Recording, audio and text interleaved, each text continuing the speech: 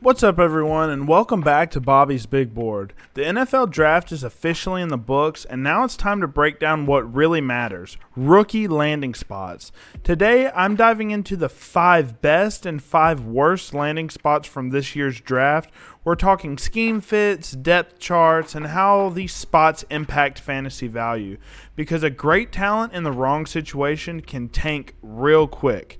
Let's jump into it and see who's set up to shine and who's got some work to do.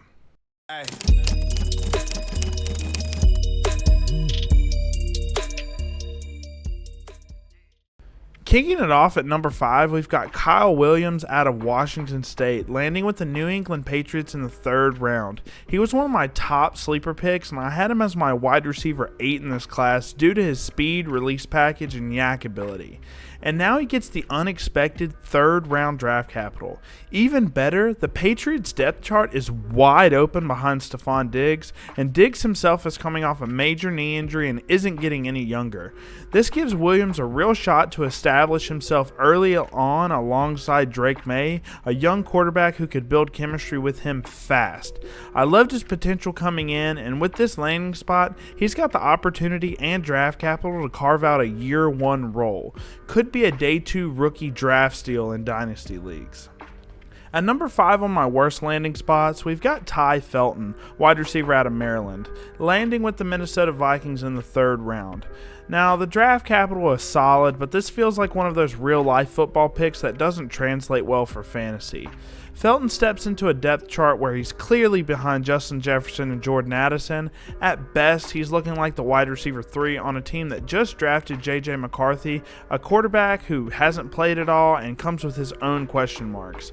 And on top of that, I wasn't super high on Felton to begin with. He's limited in speed and doesn't bring much in terms of jump ball ability, although I do think he's a nice yak guy.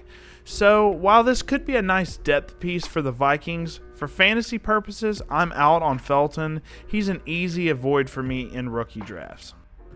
At number 4 on my best landing spots, we've got Jack Bech, wide receiver out of TCU, landing with the Las Vegas Raiders in the 2nd round. That's some serious draft capital for a guy I was already high on. I had him as my wide receiver 5 in this class thanks to his route running, physicality, and reliable hands at the catch point. When you look at the Raiders' depth chart, outside of Jacoby Myers and Brock Bowers, there's really not any talent in there, and Bech is probably going to be their number 1 dominant X-wide receiver and could very well be a day 1 starter. He more than likely is. With that draft capital and the opportunity in front of him, this is one of those landing spots that boosts his dynasty stock. I'm all in on Jack Bech as a potential year 1 contributor. At number 4 on my worst landing spots, we've got Dylan Samson, running back out of Tennessee, landing with the Cleveland Browns in the 4th round. This is rough for a few reasons. First off, lower draft capital than expected for him, and to make it worse, the Browns already took Quinn Judkins, who's clearly locked in as the lead back there. That puts Samson in a tough spot right out of the gate. Even before the draft, I had concerns about Samson's inefficiency, lack of physicality, and non-existent pass-catching upside. Now in Cleveland, the best-case scenario is he becomes a linear change-of-pace guy behind Judkins, but even that feels like a stretch. Add in the fact the Browns could struggle this year, likely playing from behind a lot, and there's just not much upside here for Samson in fantasy. This is a hard pass for me in rookie drafts. At number 3 on my best landing spots, we've got Caleb Johnson, running back out of Iowa, landing with the Pittsburgh Steelers in the 3rd round. Now, he fell a little bit further than I expected, but the draft capital is still solid, and this landing spot is perfect for his skill set. The Steelers really only had Jaylen Warren, and while Warren's a solid player, he's not a workhorse back. Enter Caleb Johnson, who steps in as likely the Najee Harris replacement and could see heavy volume right away. With Arthur Smith now running the offense, we know the Steelers are going to pound the rock, and Johnson is the ideal fit for that system. He's a big-bodied physical runner who can handle the load between the tackles and wear down defenses. This is one of those scheme plus opportunity matches you love to see for Dynasty. Caleb Johnson is set up to be a feature back from day 1 in Pittsburgh. At number 3 on my worst landing spots, we've got Trevor Etienne, running back out of Georgia, landing with the Carolina Panthers in the 4th round. And honestly, I wasn't super high on Etienne coming out. I thought he was pretty average across the board, outside of having solid run IQ and vision. The real issue here is the crowded backfield. Chuba Hubbard is locked in as the workhorse right now. Rico Dowdle is a solid rotational piece, and they've got Jonathan Brooks, who they invested 2nd round draft capital into last year. Yes, Brooks is coming off back-to-back ACL injuries, but the Panthers clearly believe in him. So where does that leave Etienne? Probably buried on the depth chart, in all honesty. Add in the fact that the Panthers might be a bad team, likely playing from behind and relying more on the passing game, and there's just no clear path to fantasy relevance here. This is a hard avoid for me in rookie drafts. At number 2 on my best landing spots, we've got Quinn Judkins, running back out of Ohio State, landing with the Cleveland Browns in the 2nd round. And honestly, this is about as perfect a landing spot as you could ask for. For years, Nick Chubb has dominated here, and Judkins steps into that exact role. The only competition in the backfield is Jerome Ford, Pierre Strong, and Dylan Samson. None of those guys are workhorse backs, and Judkins profiles perfectly to take over that lead role. I had Judkins as my RB5 in this class and mentioned he was landing spot dependent, needing the right system to really unlock that low-end RB1 upside.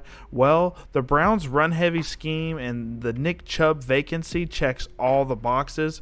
Judkins is set up to be the next feature back in Cleveland, and his fantasy stock gets a big boost with this landing spot. At number 2 on my worst landing spots, this one might be surprising to some people, but I'm going with Matthew Golden, wide receiver out of Texas, landing with the Green Bay Packers in the 1st round. Now, I wasn't as high on Golden as most people. I had him as my wide receiver 7 in this class. His production, route running, and release packages all underwhelmed me. Sure, he has some jump ball ability and decent speed, but I never saw him as a 1st round caliber guy. Then you throw him into the Packers' crowded wide receiver room with Jaden Reed, Dontavian Wicks, and Romeo Doubs. It all gets messy fast.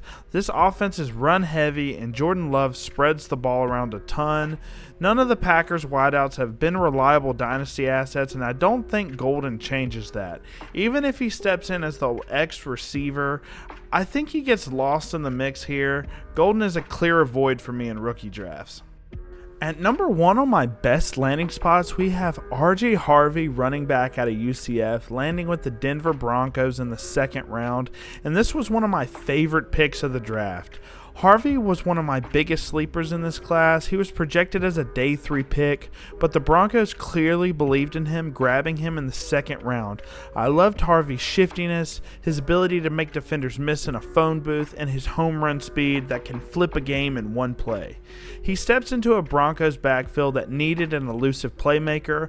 Audric Estime will likely handle the short yardage work, but Harvey projects to take on all the high-value touches, the receptions, the open field runs, and the explosive plays. And in Sean Payton's offense, you know they're going to maximize Harvey's skill set. I had him as my RB6 pre-draft, but this landing spot gives him high-end dynasty running back upside. I absolutely love this fit. At number 1 on my worst landing spots, and this one really breaks my heart, guys, it's Kyle McCord, quarterback out of Syracuse, landing with the Philadelphia Eagles in the 6th round. I had McCord as my QB2 in this class because of his arm talent, his ability to thread tight windows, and his strong production last year. I was hoping he'd land with a QB-needy team in the late day 2 or early day 3 range where he'd have a shot to compete, but instead he falls all the way to the 6th round and lands in one of the worst possible spots for fantasy purposes, behind Jalen Hurts, their locked-in franchise QB, and even Tanner McKee, who flashed in limited action last year. Outside of injury, McCord's not going to see the field outside of preseason reps, and as much as I like the talent, this landing spot kills his fantasy value, and I won't be touching him in rookie drafts. And that's going to do it for my top 5 best and worst rookie landing spots from this year's draft. Some of these guys landed in perfect situations, others not so much. Let me know down in the comments who your favorite landing spot was and who you're fading in rookie drafts. Don't forget to like, subscribe, and tap into Bobby's Big Board for more rookie rankings, film breakdowns, and dynasty content. Thank you guys for watching, and I'll catch you guys in the next one. Hey.